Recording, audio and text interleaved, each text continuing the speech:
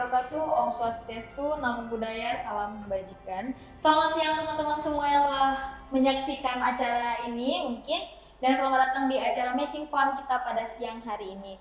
Perkenalkan, nama saya Monita Sari Sinaga sebagai host pada acara kita hari ini. Mengucapkan selamat datang untuk ketiga narasumber kita yang sangat luar biasa ya Bu, Bapak. Beri apresiasi untuk ketiga narasumber kita. Oke, terima kasih telah menyediakan waktunya untuk dapat berhadir di acara kita dan berbagi insight yang sangat luar biasa. Mungkin yang bakalan dapat diambil pelajaran dan ilmunya untuk para kaula muda seperti saya dan orang lain. Oke, mari kita sambut ketiga narasumber kita. Ada Ibu Dr. Muftiriani SPD MPD. Assalamualaikum. Ada juga tim dari Ibu, yaitu Bapak Dr. Aulia Rahman SHUM MA, ya Pak? Assalamualaikum. Oke. Dan yang ketiga nih, ada Abang Mihalul Abra. Ya, Assalamualaikum. Oke, yang keren dan kece ini ya Bang ya? Harus. Harus. Oke, beri tepuk tangan untuk para narasumber kita. Oke deh, tanpa perlu berlama-lama lagi, langsung saja kita sharing nih bareng Ibu dan Bapak dan Abangnya. Gimana nih kabar Ibu hari ini? Gimana? Harus kita tanya dulu kabarnya. Alhamdulillah, terima kasih. Insya Allah kabar hari ini baik, luar biasa karena saya bersama dengan host juga dengan tim mitra kami juga yang memang disebutkan tadi kece. Iya. Jadi semangatnya luar biasa untuk bisa berbagi di hari ini. Iya. Terima kasih mitra bisa hadir di tengah-tengah rutinitas yang memang padat. Iya. Terima kasih ya mitra. Oke, gimana Bu sehari-harinya menjalani dosen, ada kegiatan lain, menghandle juga tim, itu gimana Bu? Gimana rasanya, feel-nya lah kayak gitu? Oke, terima kasih. Kalau feel-nya memang luar biasa ya, mungkin teman-teman dosen juga merasakan kalau kita dosen punya tanggung jawab dalam perguruan tinggi, kita punya tanggung jawab untuk mengajar di kelas, kemudian ada bimbingan mahasiswa, di lain itu kita juga punya tanggung jawab untuk melakukan penelitian dan pengabdian masyarakat. Jadi untuk program Matching Fun ini masuk ke kategori penelitian dan kebetulan program Matching Fun berada di mohon izin mungkin di level yang butuh effort ketimbang penelitian-penelitian dengan skema yang lainnya. Jadi memang kita harus menyediakan tenaga, menyediakan waktu yang lebih, pikiran yang lebih karena di satu kegiatan program Matching Fun muncul kegiatan-kegiatan aktivitas lain yang harus mendukung luaran yang sudah kita janjikan kepada teman-teman. Iya. Kalau dari tim dulu, tim dari Ibu Mufti, gimana nih Pak kabarnya? Gimana kesehariannya menjadi merupakan dosen juga? Iya, Dosen juga menghandle semuanya. Apa Pak kegiatan sehari-hari Bapak? Oke, terima kasih. Jadi sebagai tim Matching Fun, sebagai dosen, saya pikir memang dosen itu perlu punya kemampuan yang serba bisa karena dia dituntut untuk melakukan banyak pekerjaan, kemudian di mana pekerjaan itu juga saling terkait dengan yang lain. Contoh, kita melakukan penelitian nanti akan digunakan untuk pengajaran, kemudian selain pengajaran salah satunya kita alirkan melalui kegiatan seperti Matching Fun. Jadi semuanya link and match. Jadi ketika itu kita lakukan ya semuanya akan happy saja. Dapat mitra baru, dapat kawan baru, dapat saudara baru. Jadi saya pikir semuanya itu juga akan terbayarkan dengan kegiatan yang cukup banyak dan mudah-mudahan berhasil sampai akhir. Amin, ya Rabbal Alamin. Jadi intinya kita selalu bersyukur dan selalu menjalani apa yang telah ya udah schedule kita, tanggung jawab kita, dinikmati saja. Oke, kalau dari mitra nih, apa kabar nih Bang Abrar?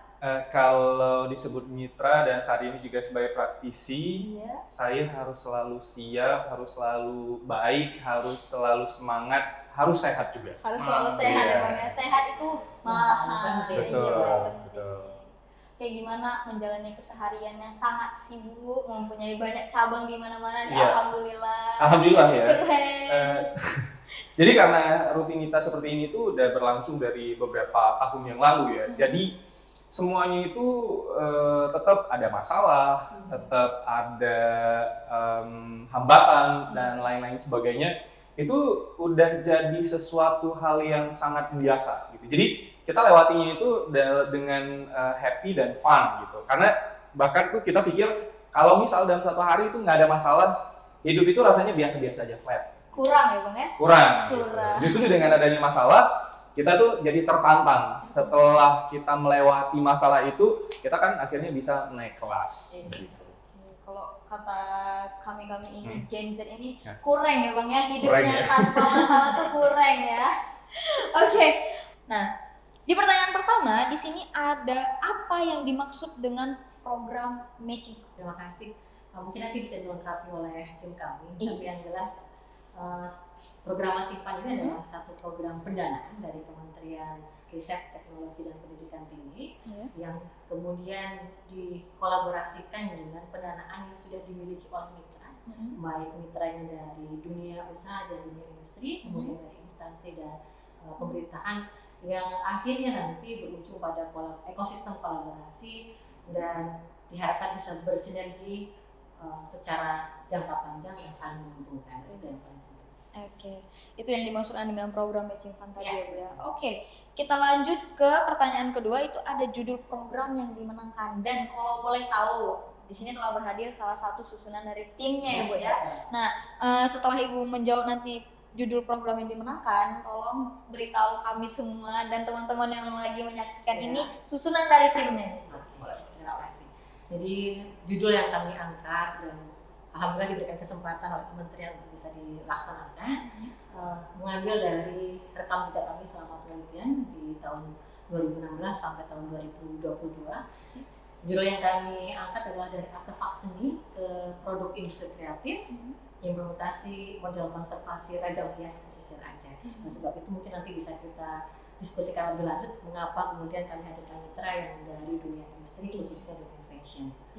Untuk susunan tim sendiri kebetulan saya sebagai ketua tim, beliau Dr. Aulia Rahman adalah anggota, kemudian hadir juga di tim kami untuk menguatkan ada Dr. Asnawi SPD MPD, kemudian ada Bapak Ronald Fransaiku SPD MPD, Bapak Sulfan Ariko SSI MSI dan Bapak Haifi Prasetyo SPD MPD. Jadi total ada 6 orang di dalam tim kami.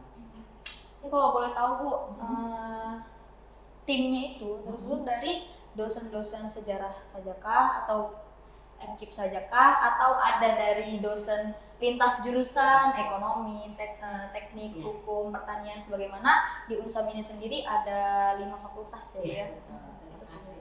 Jadi yang diharapkan dari program Matching Fund ini memang kita bisa berkolaborasi lintas keilmuan sehingga kita bisa menghasilkan suatu produk. Kebetulan program Matching Fund yang kami gunakan ada di skema A1, hilirisasi hasil penelitian untuk di dunia industri. Dan untuk kesempatan pertama kami mengajak teman-teman kami dari prodi biologi karena ada satu aktivitas yang berkaitan dengan riset mahasiswa untuk bisa menghasilkan bahan pewarna batik alami dari sumber daya air setempatan. Jadi kami ajak teman kami dari biologi. Kemudian ada juga dari prodi BGSD. Kenapa dari BGSD? Karena kebetulan di mata kuliah mahasiswa kami banyak sekali yang berkaitan dengan kekriaan. Barangkali nanti teman-teman karya mahasiswa juga bisa kami akomodir dalam desain batik yang akan kami hasilkan melalui program ini.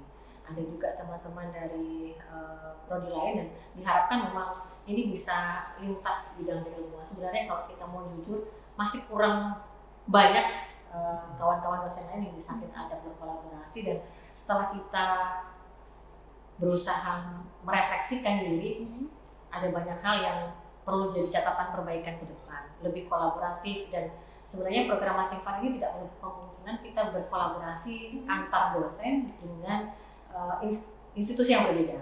Tidak harus dari Unsam saja, tapi akan lebih kuat lagi proposal kita kalau kita mengajak rekan-rekan sejawat dosen-dosen lain dari berbagai universitas, dan ini yang sebenarnya diharapkan oleh kementerian. Mungkin ke depan Pak Aulia ya sebagai catatan, dan kebetulan masukan dari para reviewer juga seperti itu.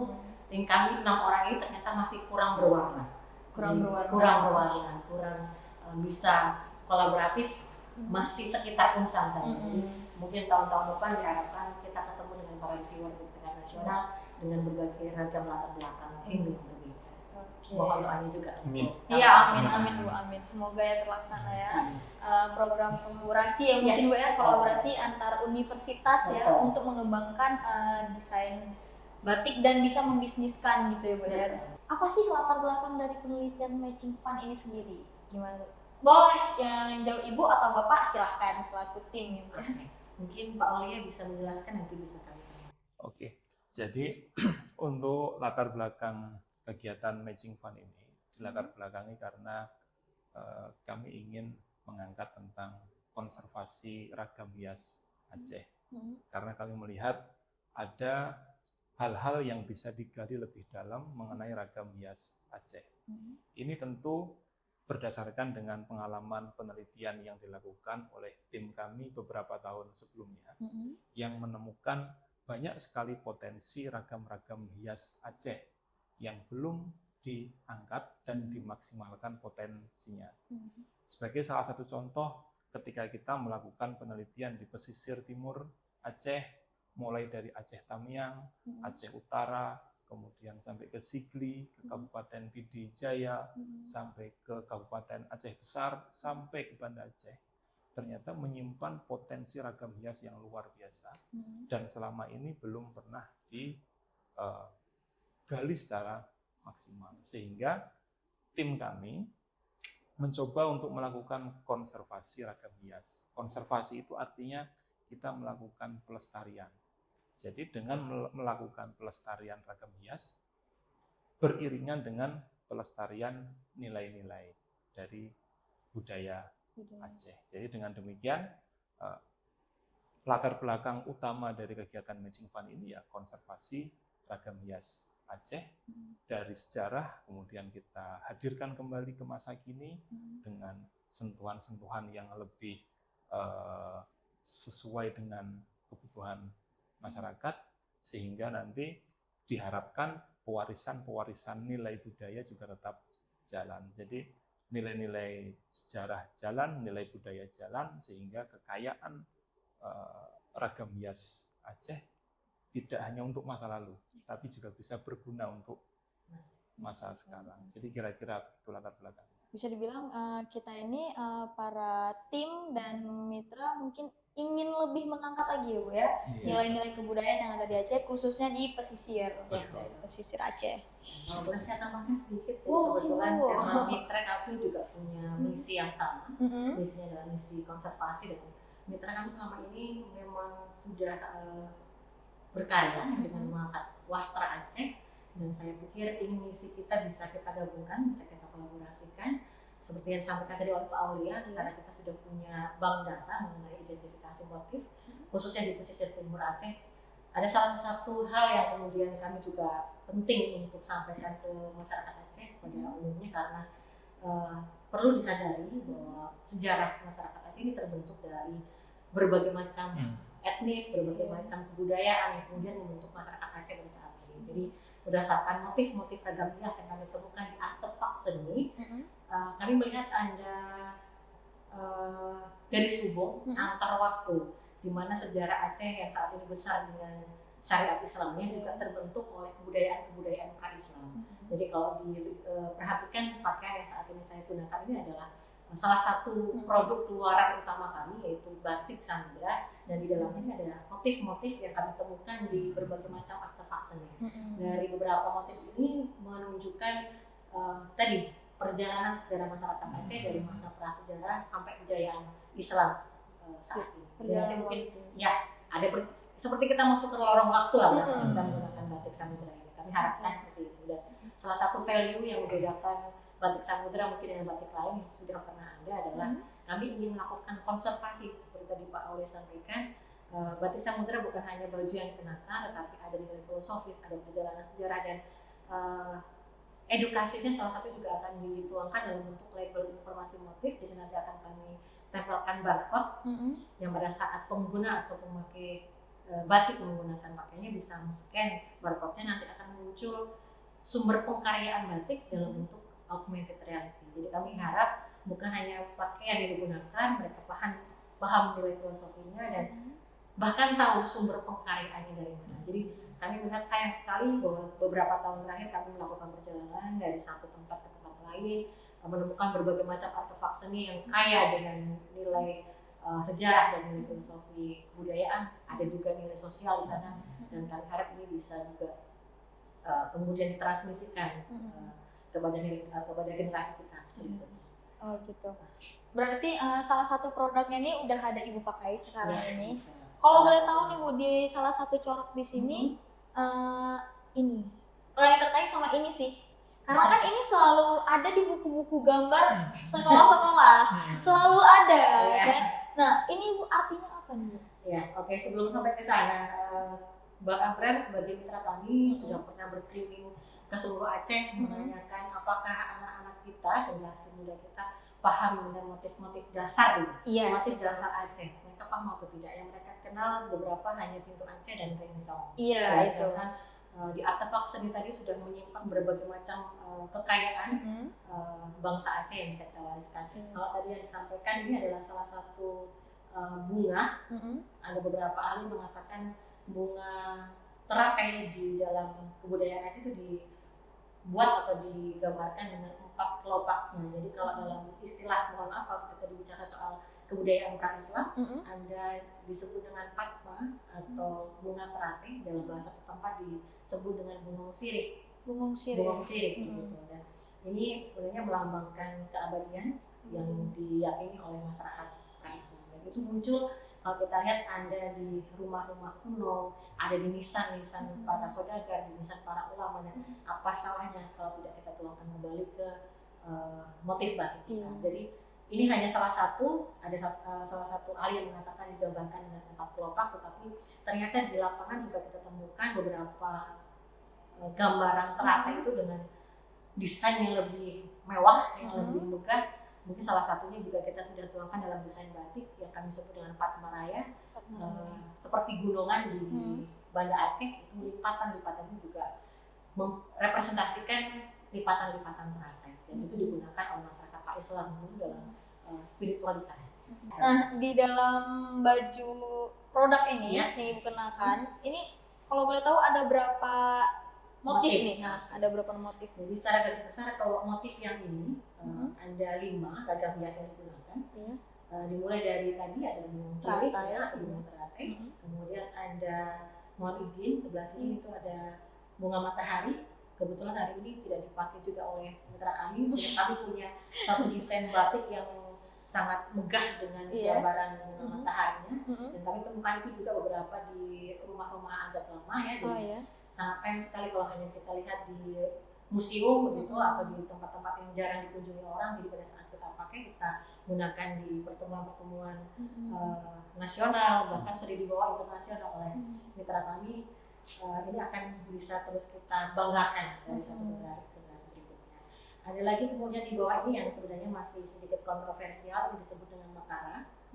Ya, kalau orang melihat ini ada yang melihat seperti bebek, ada yang mengatakan ini seperti buaya dan lain sebagainya. Ini adalah makhluk mitologi dalam kepercayaan Hindu-Buddha. Ya, biasanya kalau dalam persandian itu ada. Ada di bagian selasar atau tangga menuju ke masjid, dan kebetulan kalau kita lihat representasinya ada beberapa bukti yang menyebutkan makam-makam kuno di Aceh dengan bentuk kepala kerbau. Lekukannya juga mirip dengan makara. Motif makara ini. Kebetulan kemarin juga Pak Oleh baru dari daerah Aceh Besar Pak ya, di Masjid Lama Lamuri, dan kalau kita lihat memang seluruh tangganya juga menyimbolkan makara. Dan sebenarnya kita tidak perlu berdebat soal makaranya, tapi makna di balik makaranya, karena nilai filosofis dari makara ini adalah tolak bala. Tolak bala. Di makam-makam para ulama juga lakukannya menunjukkan ke sana, artinya ada sendiri artinya yang tadi diharapkan menjadi tolak bala. Kalau Patma tadi teratai diharapkan menjadi simbol dari keagungan atau keluhuran si orang yang dimakamkan di sana. Oh gitu. Selanjutnya tadi kemudian tadi sudah 3 ya? Iya 3. Nah, kemudian yang di bagian tengah mungkin kalau nanti kita bisa temukan beberapa di sana, ini adalah hiasan tepi Al-Quran. Tepi Al-Quran. Ya, jadi Yayasan Tepi Al-Quran di Aceh itu dicirikan dengan salah satu yayasan yang mungkin jarang ditemukan juga di yayasan Tepi Al-Quran daerah lain. Kalau kita baca sumber lebih jauh disebut dengan burung jiwa. Burung Ya, jiwa. jadi konsep burung jiwa itu muncul dari persentuhan budaya Aceh dengan bangsa-bangsa dari Persia. Ya, betul. Jadi melambangkan makhluk surgawi seperti itu. Dan kalau teman-teman nanti mungkin berkesempatan ke museum melihat hiasan-hiasan tepi Quran, bisa diperhatikan di bagian-bagian ujungnya itu menunjukkan ada gambaran burung jiwa. Dan terakhir ini yang akan menjadi puncak dari mungkin sejarah. Di Aceh adalah masa Islam. Ini menggunakan hak atau huruf atau huruf Arab, hu dan lam, yang kalau kita gabungkan menjadi lafaz hu Allah. Dan kalau kita lihat di beberapa makam juga ada, tetapi lebih distilisasi, jadi tidak begitu nampak seperti kaligrafi. Dan untuk desain revisi dari yang saya gunakan juga sudah kami coba menginput masukan-masukan dari para validator untuk membuat khat ini tidak terlalu nampak seperti kaligrafi. Jadi lebih distilisasi, lebih digayakan. Insya Allah nanti akan muncul seri keduanya, Pak ya. Seri kedua. Berarti bisa diambil kesimpulan bahwa dalam produk yang Ibu kenakan sekarang ini salah satu produk dari Matching Fun ya Bu ya? Ya, betul. Matching Fun dan memiliki 5 motif dasar. Ya. Nah, ada salah satunya ada bunga teratai, Ya, betul. dilanjutkan ada bunga matahari, lalu ada makara, dan ada topi Al-Quran, dan terakhir itu ada huruf hu dan lam ya, melambangkan Kejadian sama Bu Allah. Oke. Kita lanjutkan ke pertanyaan yang keempat. Tadi udah kita tahu nih apa yang dimaksud program Matching Fun. Lanjut ada judul program yang dimenangkan dan susunan tim pengusulnya. Udah lanjut ke kita udah tahu nih tentang latar belakangnya. Nah, yang keempat nih ada pertanyaan tentang tujuan dan luaran dari penelitian ini. Gimana? Oke, biar lebih variatif ya. Iya. Kita Boleh. mungkin Pak Pak Aulia menjelaskan. boleh. Oke, terima kasih. Mungkin kalau saya mau jawab tentang luarannya aja. Untuk luaran, ini kemarin tim Matching Fun sudah bersepakat dengan para reviewer bahwa ada beberapa luaran yang akan dihasilkan dari kegiatan ini. Yang pertama adalah adanya blueprint desain batik dengan menonjolkan motif batik samudra. Salah satunya Yang itu dikenakan sama yang Ibu. dikenakan sama Ibu Mufti. Jadi nanti target capaiannya adalah 5. Nah, jadi itu baru salah satu. Nanti ada 4 desain yang lain yang akan menyusul. Itu luaran yang pertama. Luaran yang kedua adalah label informasi motif batik dengan barcode generator dan augmented reality. Nah, nanti juga akan kita buat. Kemudian yang ketiga adalah hak kekayaan atas intelektual. Ada 2. Kemudian ada mutual agreement. Ada 1. Nah, jadi mutual agreement ini nanti berisi tentang kesepahaman antara pihak tim, kemudian pihak Universitas Samudra dengan pihak pemerintah kota kabupaten di wilayah sekitar bersepakat tentang perlunya ada konservasi budaya, konservasi ragam hias yang bentuknya nanti bisa diaplikasikan lewat apa saja. Salah satunya melalui batik yang kita kembangkan. Kemudian selain luaran itu ada juga luaran yang mendukung IKU, apa itu? indikator kinerja utama. Oke, jadi ini juga didorong di kegiatan Matching Fun yang dilakukan oleh tim. Yang pertama adalah ada IKU 2. Jadi IKU 2 itu mahasiswa mendapat pengalaman di luar kampus dengan cara magang dan lain sebagainya. Kemudian ada IKU 3, yaitu dosen yang terlibat dalam kegiatan Tridharma. Betul. Kemudian yang ketiga ada IKU 4, yaitu praktisi mengajar di dalam kampus. Jadi nanti praktisi ini dipraktikkan oleh mitra. Jadi mitra kami akan melakukan praktisi mengajar di tempat kami di Unsam. Oh ya. Oke, kemudian yang keempat ada IKU 7, yaitu kelas yang kolaboratif. Jadi itu adalah luaran dari kegiatan Matching Fund. Tadi juga udah disebutkan tentang luaran ya Bu ya, dan ada di situ IKU. Iya. Nah, kita balik lagi ke tujuan. Nah, gimana nih tujuan dan apa sih tujuan dari penelitian ini sendiri dan program ini sendiri gitu Bu? Terima kasih. Sebenarnya sudah berkali-kali disebutkan dari awal tadi, karena memang tujuan utamanya adalah melakukan konservasi sama dengan judul proposal kami, model konservasi ragam hias pesisir Aceh. Jadi memang itu yang menjadi sasaran utama, bagaimana program Matching Fund melalui kemitraan kami dengan CB Fashion bisa mengangkat lebih banyak ragam hias yang ada di Aceh, kemudian mengajarkannya ke generasi muda, dan media yang kebetulan kami pilih adalah batik. Meskipun mungkin secara historis batik itu adalah dari tekniknya ya, itu bukan asli dari orang Aceh, tetapi karena saat ini batik menjadi warisan budaya nasional, bahkan diakui oleh internasional, kenapa tidak kita memanfaatkan batik dan motifnya saja yang kita kayakan dengan motif-motif milik orang Aceh sendiri. Yang melalui upaya kami, dan tadi disebutkan oleh Pak Aulia terkait dengan luaran, ada 2 hak kekayaan intelektual. Sebenarnya di sana terpecah 2 ini 5 hak blueprintnya, dan 1 lagi terkait dengan paten merek. Dan mungkin melalui kegiatan hari ini, diskusi kali ini, mungkin sekaligus kita perkenalkan batik dengan merek yang ingin kita produksi bersama dengan mitra dengan nama Batik Samudra, sesuai dengan nama kampus kita. Sesuai dengan nama kampus. Iya, meskipun secara filosofi Pak Aulia mungkin bisa lebih menjelaskan kenapa kita menggunakan samudra. Silakan. Ya, kalau boleh tahu nih Pak, kenapa harus Batik Samudra gitu? Oke, untuk filosofi dari Batik Samudra itu yang pertama, selain nama kampus ya, yang pertama ada sebuah kerajaan samudra. Iya. Pada abad ke 8, 9, 10, 12. Nah itu ada kerajaan samudra yang cukup besar dan cukup membawa pengaruh yang luar biasa bagi wilayah di sekitarnya. Iya. Karena jalur perdagangan dan lain sebagainya.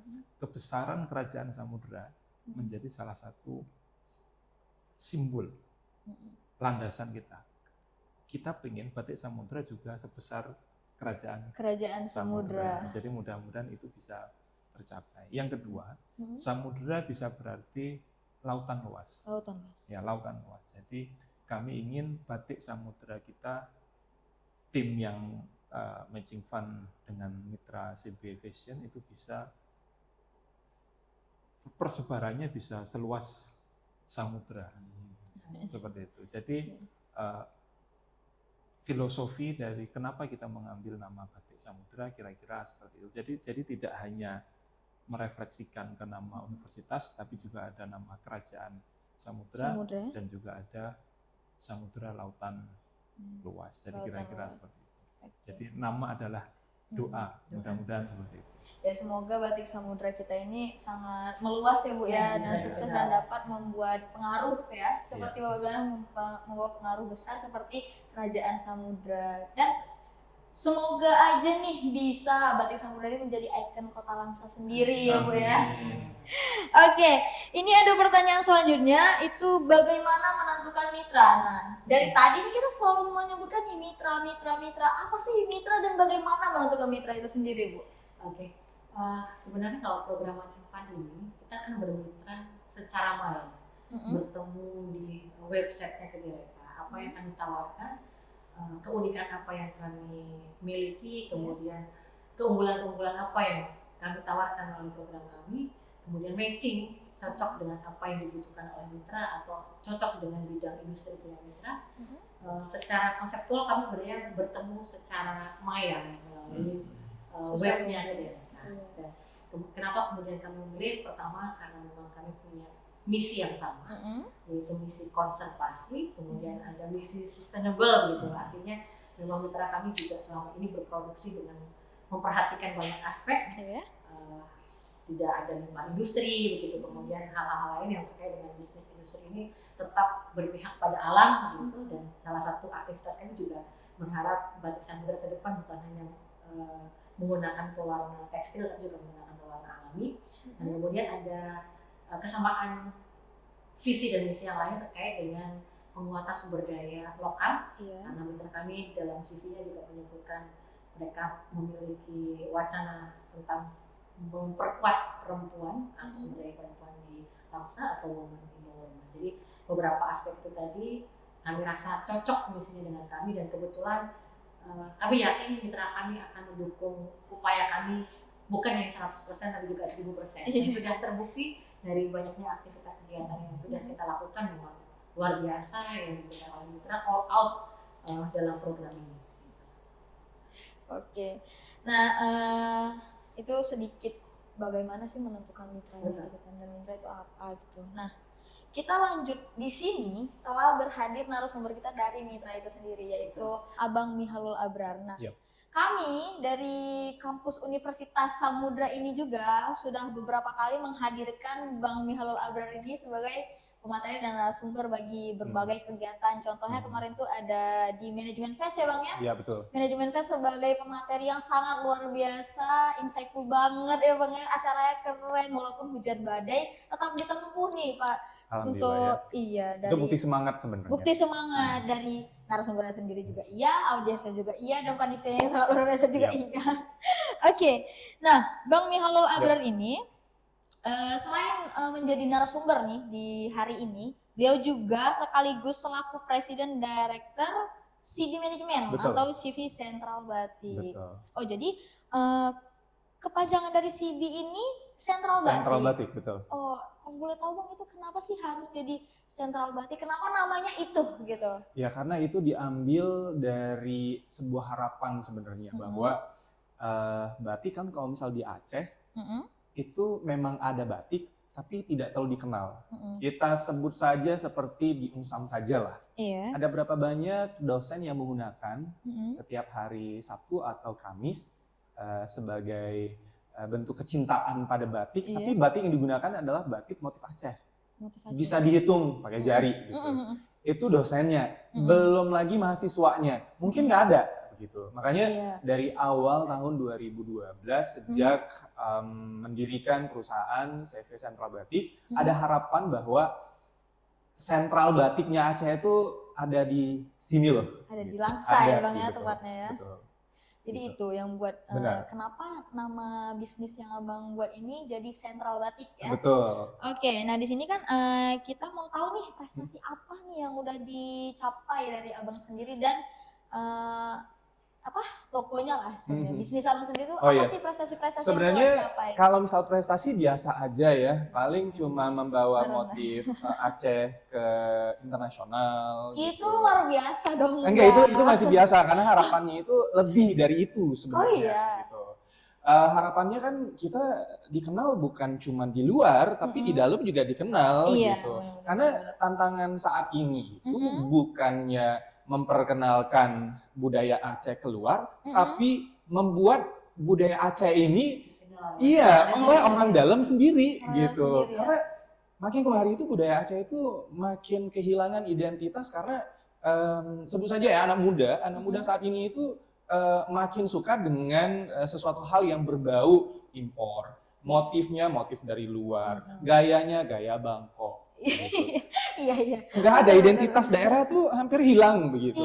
Kalau bukan kita yang lakukan, lantas siapa lagi? Makanya begitu datang tamu dari universitas selaku akademisi, itu gayung bersambut gitu. Jadi yang harusnya melestarikan budaya Aceh itu adalah orang Aceh, tapi ada orang luar yang saya ketahui bahwa Universitas Semarang. Mau melakukan pengembangan terhadap batik gitu, dan dalam hal ini saya masa nolak gitu kan. Ini adalah kesempatan saya juga ini, karena banyak pendekatan pasti yang akan dilakukan, pendekatan sejarah lah, biologi lah, ada nanti penelitian ini itu dan lain sebagainya. Dalam hati saya, Allah memang mengabulkan doa di waktu yang tepat dengan orang-orang yang tepat memang begitu.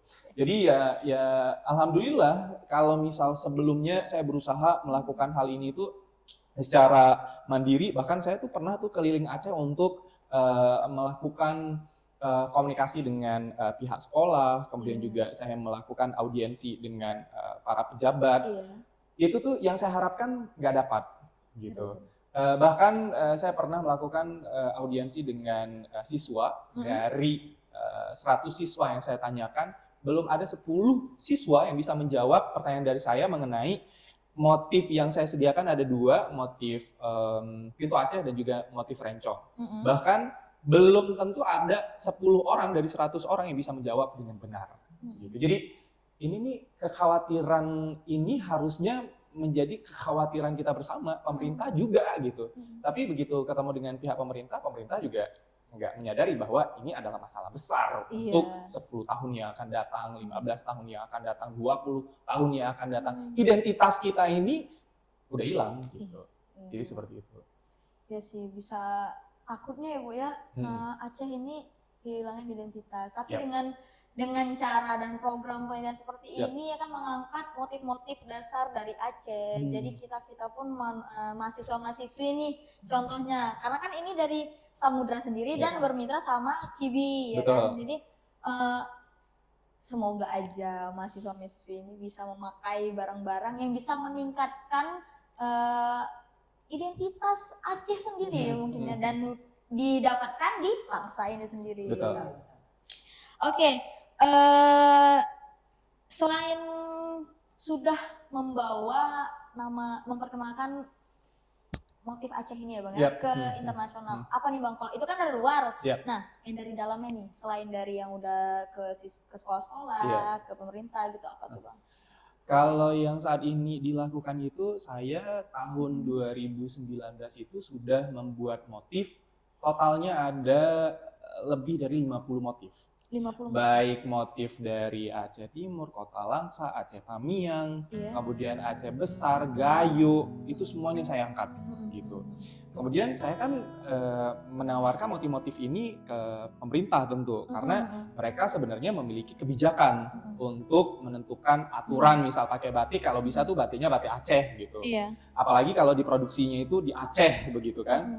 Bahkan kalau bisa tuh siswa dan juga mahasiswa tuh ada hari khusus pakai batik khas Aceh begitu. Biar Acehnya itu nggak hilang gitu dimakan waktu. Tapi ternyata tuh membal semuanya gitu. Jadi yang dilakukan dari dulu sampai dengan sekarang ya halnya itu hal yang sama tetap, tapi tingkat perkembangan yang beda. Kalau dulu itu sama sekali tidak dianggap, dilakukan penolakan, bahkan ada beberapa yang menganggap oh bagus ini, kemudian diminta desainnya, tapi ternyata desain saya diambil, dicetak banyak dan dijadikan batik utama, tapi itu tanpa persetujuan saya gitu. Saya nggak bisa bilang orangnya siapa dan dari instansi mana gitu. Tapi itu benar-benar tidak sesuai ya. Plagiat ya Bang ya? Iya, itu plagiat begitu. Karena diawali dengan namanya itu proyek, dikumpulkanlah desainnya gitu. Kemudian pada saat saya udah mengajukan desain, ternyata salah satu desainnya itu diambil gitu tanpa pemberitahuan begitu. Dan mengenai hal yang dilakukan yang lain itu sebenarnya lebih banyak keluar sih. Kalau misalnya yang di dalam, saya kan ada cabang, 10 cabang ya untuk toko gitu. Jadi tokonya itu memang menjual produk batik, baik itu bahan maupun pakaian jadi gitu. Tapi tetap saat saya pindah ke Jakarta, kemudian juga membuka online shop, itu tuh orang luar lebih menghargai motif khas Aceh dibandingkan dengan orang Aceh sendiri. Jadi PR besar sekarang itu bukan ngebuat gimana caranya Aceh itu dikenal di luar, bukan, tapi gimana caranya mempertahankan budaya ini tetap di Aceh itu tetap bagaimana gitu. Dan meningkatkan kesadaran masyarakat Aceh sendiri ya Bang ya. Betul. Oke. Gitu. Nah, tadi kan udah kita tahu nih dari Ibu timnya udah menentukan mitranya. Nah, dari Abang nih, apa tanggapan terhadap program Matching Fund ini dari tim dari Universitas Samudra ini Bang? Iya, dari awal saya udah berpikir ya bahwa ini tuh akan banyak keuntungan yang saya dapatkan. Yang namanya praktisi, apalagi saya pedagang, itu di mana uang mengalir, di situ saya ada, gitu Iya. kan. Gitu juga dengan begitu ada kunjungan, kemudian juga ada beberapa kesepakatan, dan ternyata setelah diobrolin, visi dan misi kami itu sama, gitu. Jadi ini nih harus dilanjutkan ini. Ini nih karena saya punya visi seperti ini, jadi begitu ada tawaran seperti itu, oh ini nih kesempatan saya nih untuk Peluang melakukan ya, Bang, ya? pembuktian gitu, Iya. bahwa bisa besar ini, sebesar apa ya kita lihat nanti begitu kan. Contohnya aja seperti Wastra, saya kan disebut sebagai desainer dan juga seniman karena saya juga membuat desain-desain khas dari Nanggroe Aceh Darussalam. Jadi begitu ada komunikasi, saya tuh berpikir dan juga nanya gitu, kira-kira terobosan apa aja nih yang bakal didapatkan gitu. Yang namanya akademisi kan pasti banyak nih melakukan pendekatan. Nah, ada satu hal yang unik, itu tuh ada bentuk tawaran di setiap desain yang nanti akan dikeluarkan itu ada kode barcode. Jadi di setiap desain itu pada saat orang lain scan barcode itu akan ada informasi terkait dengan motif tersebut gitu. Jadi orang lain pada saat mau membeli ataupun mau tahu tentang motif itu kan nggak semua orang memiliki ilmu terhadap motif-motif yang ada di batik gitu. Iya, Jadi iya. pada saat di scan barcode-nya maka akan keluar informasi dasar asal usul motifnya, ini motif apa itu akan ada, sehingga keputusan orang untuk membeli kemudian juga menambah ilmu pengetahuan hanya lewat teknologi scan barcode. Iya. Gitu. Itu salah satu. Salah yang lain itu masih banyak banget Salah gitu, yang yang bisa didapatkan kan selaku Iya, iya. saya sebagai mitra. Yang pasti itu keuntungannya banyak sekali. Kalau bisa disebut satu persatu itu mungkin habis waktu banyak gitu. Baru satu aja yang tadi mengenai scan barcode itu ada sesuatu teknologi yang baru gitu ya. Dan itu juga kita nggak perlu buka buku lagi untuk belajar gitu. Kan Iya. semua orang punya handphone gitu. Smartphone. Jadi ilmu pengetahuan sebenarnya ada di genggaman kita saat ini. Iya. Jadi itu sih yang salah satu yang saat ini benar-benar saya pikir ya ini nih teknologi yang terbaru ini harus dirasakan oleh anak-anak zaman sekarang begitu. Terobosan baru ya, Betul. Bang, ya. Karena memang kebanyakan memang generasi Z ini, generasi milenial seperti kami ini malas membaca, tapi semuanya itu punya smartphone. Ya. Tapi itulah dia tadi kan kegunaan smartphone itu kadang disalahgunakan Betul. atau tidak digunakan semaksimal mungkin. Betul, Iya seperti itu. betul. Jadi kan mungkin nih jadi kami orang awam, bukan cuman mahasiswa-mahasiswi maupun orang luar gitu Yap. kan. Jadi pas waktu memakai batik samudra ini juga dapat pelajarannya Yap. dengan cara cuman men-scan. Sangat praktis untuk mendapatkan ilmu tadi Bu, ya. Baju untuk buat kami keren, outfitnya itu dapat, pembelajarannya juga dapat ya Bang. Betul, Ya. betul. Oke, ini ada pertanyaan untuk tim lagi nih. Mengapa Bapak, Ibu, seluruh tim memilih CB Fashion menjadi mitra kita pada program Ibu dan Bapak saya? Seperti tadi udah terjawab juga ya, kenapa kita memilih Memiliki mitra, visi dan misi ya, Bu, ya. Visi dan misinya satu Mhm. arah, dan Mhm. saya pikir pada saat kita mengumpulkan kekuatan bersama antara praktisi dengan akademisi, mungkin dampaknya akan lebih besar. Karena kebetulan kami akademisi tidak cukup paham bagaimana praktik di lapangan. Ya selama ini seperti yang sering kami diskusikan, kami sudah punya desain yang kami anggap ini cukup layak untuk digunakan. Tapi ternyata dari kacamata seorang businessman punya teknik, punya trik, punya tahapan-tahapan yang harus dilalui. Bahkan seringkali ada jokes-jokes di antara kami gitu ya. Dan saya terkait dengan motif yang saya pakai hari ini pernah terucap oleh saya, bagaimana kalau kita buat ini juga sebagai sarung bantal, taplak meja dan sebagainya. Ternyata secara bisnis fashion ini justru akan menjatuhkan value dari karya kita sendiri. Hal-hal seperti ini yang kita nggak dapatkan, tidak terpikirkan oleh seorang akademisi. Alhamdulillah kita ketemu dengan Bang Abrar, dengan CB Fashion yang memang pengalamannya sudah luar biasa banyak, punya pengetahuan juga yang luar biasa keren gitu, dan sudah diakui secara nasional maupun internasional. Sangat bersyukur. Untuk banget tinggi ya Bu, ya. Betul. Satu lagi yang penting, komitmen terhadap Komitmen, kami, ya. terhadap program kita memang luar biasa, itu yang paling penting. Oke. Mungkin bisa saya tambahkan. Boleh. Boleh Pak, Boleh. boleh tambahkan aja. Jadi begini, akademisi itu ternyata ketika dihadapkan dengan dunia industri itu punya kelemahan, Iya. punya kekurangan. Jadi akademisi sangat paham dengan teori, Iya. sangat paham dengan riset-riset yang dilakukan. Tapi ketika di hilirisasi Iya. ke dunia industri, ternyata kami lemah. Nah, karena kami lemah, kami butuh mitra. Nah, CB Fashion lah gitu, yang menyambut kelemahan kami. Jadi CB Fashion ini baik, dia menerima segala kekurangan kami. Saling menerima ya Bapak Ibu Saling ya.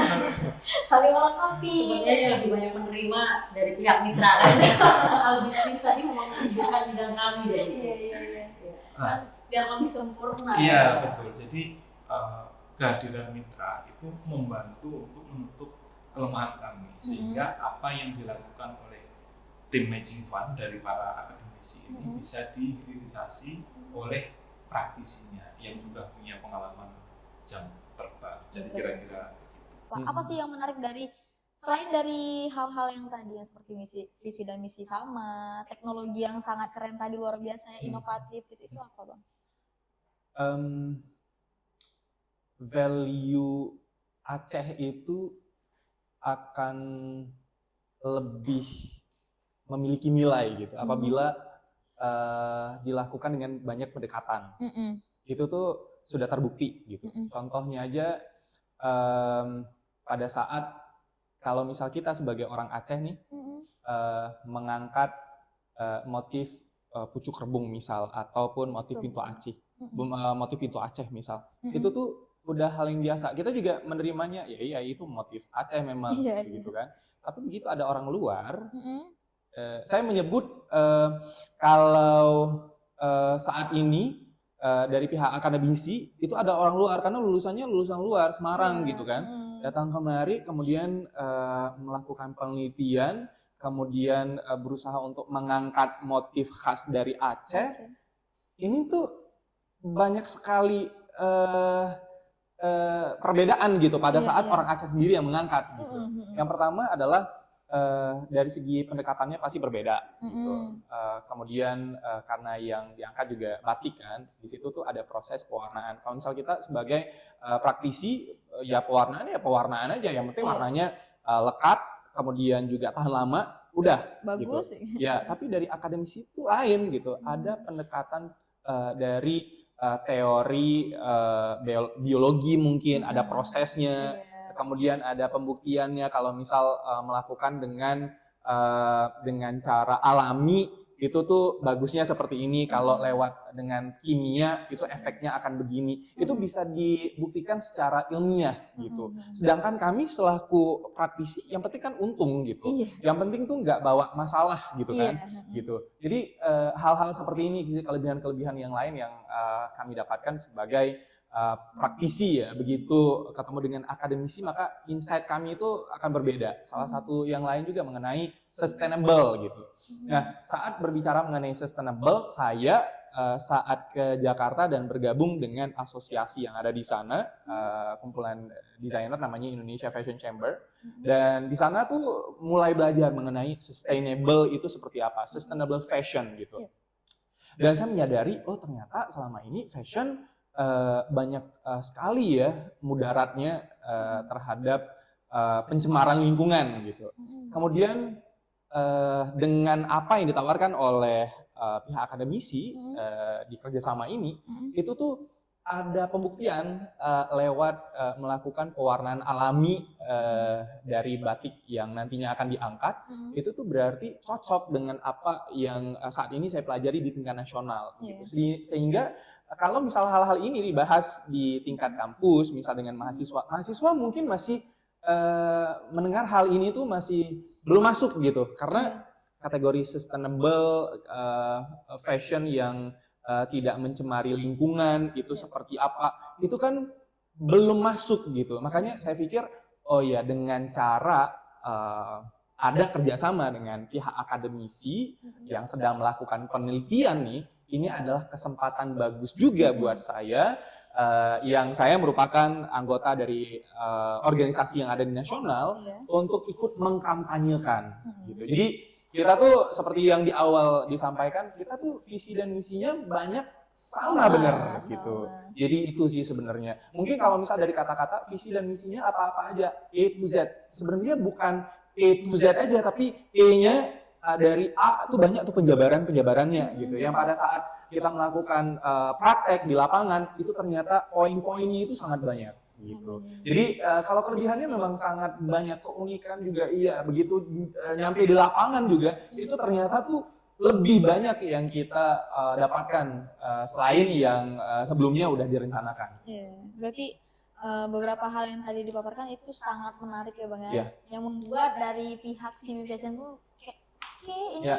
sangat luar biasa, ini peluang yang bagus gitu Iya. ya Bang ya.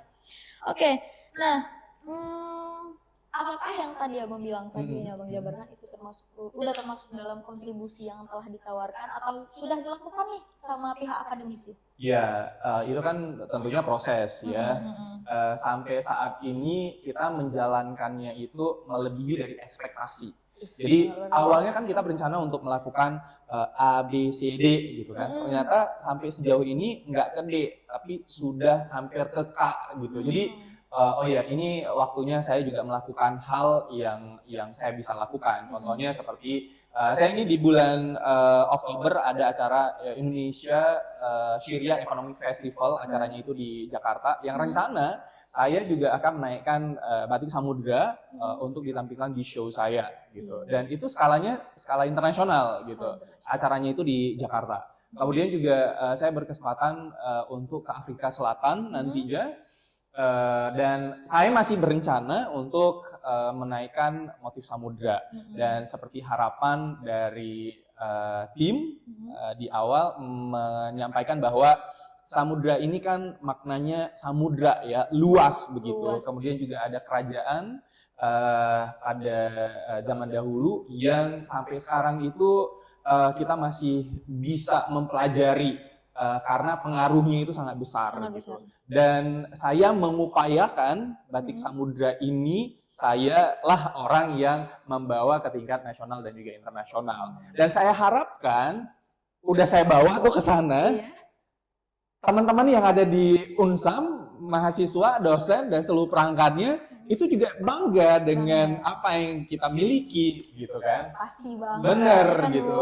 Dan juga saya sepakat dengan tim bahwa ini tuh harus komersil gitu, bukan cuman batiknya itu punya mahasiswa Unsam gitu, tapi begitu dinaikkan bahkan menjadi tren fashion ya jadinya, jadi bentuknya ada fashion pria, wanita, itu tuh di tingkat nasional, di tingkat daerah juga itu peminatnya tinggi karena yang kita tahu bukan mahasiswa Unsam aja yang bisa miliki, tapi juga ada alumni Unsam, ada yang di dalam daerah, di luar kota, apalagi di luar negeri, itu bisa juga mendapatkan sesuai dengan kebutuhan mereka. Contoh misal ada mahasiswa Unsam yang tinggalnya itu di Swiss misal, atau yang ada di Uzbekistan misal, butuhnya itu di musim dingin, berarti kan kita harus buat baju yang tebal tapi motifnya itu motif Unsam, gimana caranya? Nah itulah bidang kami gitu, maka kami akan memenuhi itu gitu. Makanya insya Allah tuh nanti untuk batik ini kita juga akan lakukan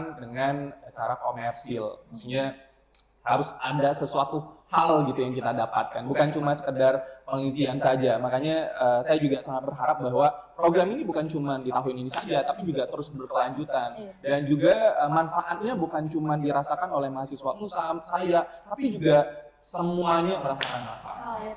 Betul.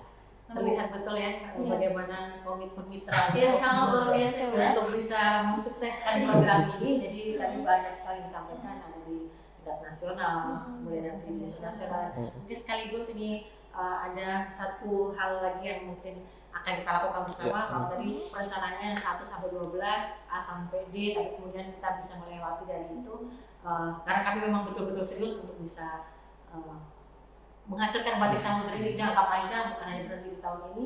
Salah satu kegiatan mahasiswa juga ada riset bisnis fashion yang kami harapkan jadi inkubator mahasiswa. Jadi mahasiswa bisa berbisnis di Unsam sendiri, kita bisa mengkaryakan mereka, punya karya dikomersilkan, jadi tidak perlu lagi pusing cari pekerjaan di luar, tapi kita sendiri bisa punya pusat bisnis gitu. Jadi harapan kami itu kemudian mungkin sekaligus ada tawaran dari Bang Ambra di akhir tahun nanti ada fashion show begitu Bang Ambra ya, dan kami harapkan Bang Abrar yang tadi sudah menyediakan diri untuk memanggil mahasiswa UNSAM sebagai modelnya. Betul. Mungkin bisa dijelaskan Iya. lebih rinci apa yang akan dilakukan nanti ini di luar Iya.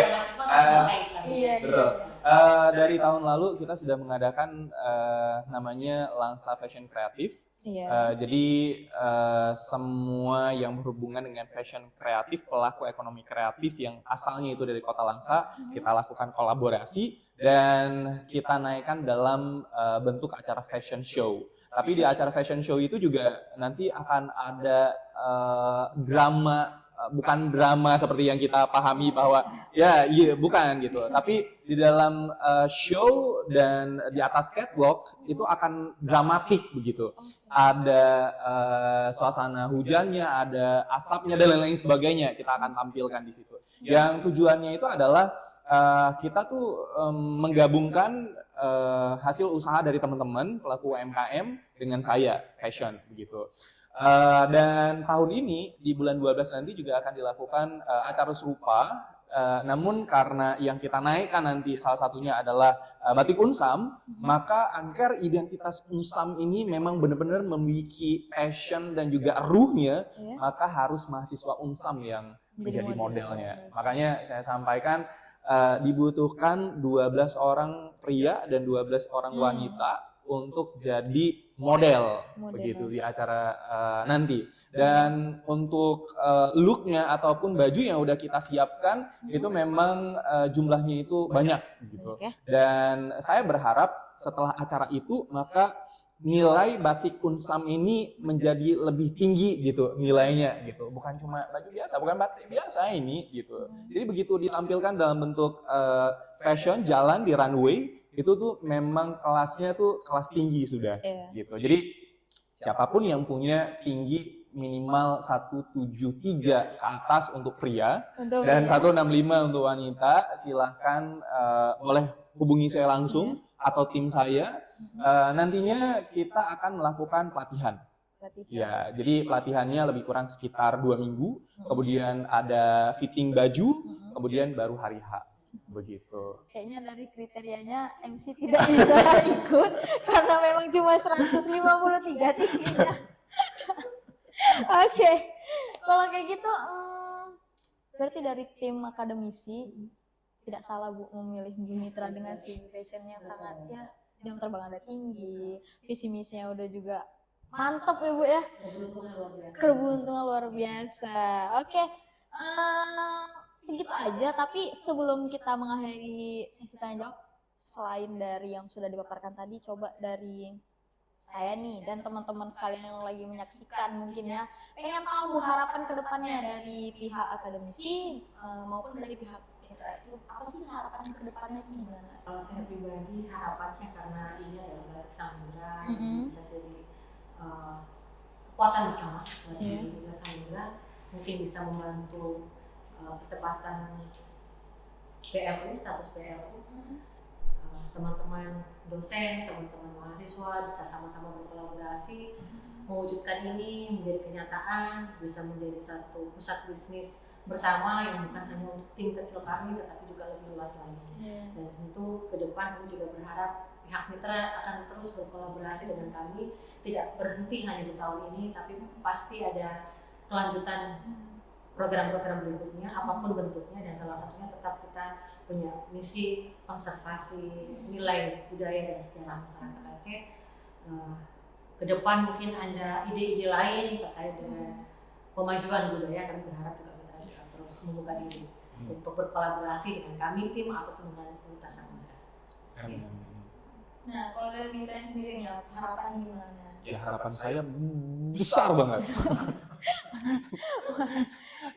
Saya kan saat ini berusaha gimana caranya itu batik Aceh yang udah dari beberapa tahun lalu saya gaungkan, kemudian sampai saat ini mohon maaf ya untuk pemerintah belum ada sama sekali perhatian dari pemerintah gitu.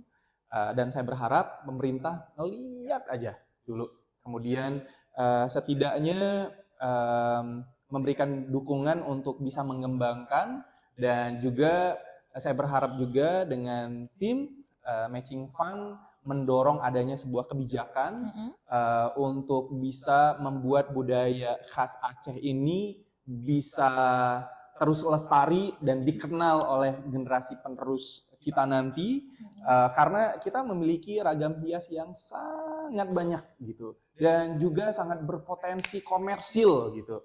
Ngapain kita bangga dengan produk luar padahal kita masih punya kesempatan untuk bisa membuat produk kita sendiri asal dari daerah kita, bisa berkembang, bisa bagus, bisa memiliki value dan juga bisa bernilai komersil yang tinggi gitu. Dan saya membawa ini tuh ke nasional sampai ke internasional, dan saya berharap dengan adanya kerjasama ini dengan tim Matching Fund, maka ke depan itu tuh hal yang saya bawa di tingkat nasional ini itu juga bisa dikenal gitu di tingkat daerah gitu. Karena kalau misal saya nggak membawa ini ke nasional, ya nggak ada yang lirik gitu. Karena udah dikenal di tingkat nasional, makanya nanti kemungkinan akan dilirik oleh daerah. Tapi ya saya belum tahu kapan itu. Tapi sampai saat ini sudah setahun 2 tahun. Ini adalah tahun ketiga saya ikut fashion show di tingkat nasional.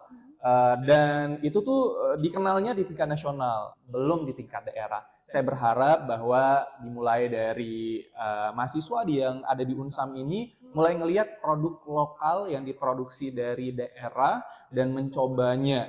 Dalam hal ini bukan produk yang motifnya itu motif dari luar ataupun dari saya, tapi ini adalah dari Unsam sendiri. Namanya adalah Batik Samudra. Harapan saya seperti itu. Sangat besar ya Bu ya. Semoga memang tercapai harapan Bapak Ibu dan abang-abang sekalian gitu.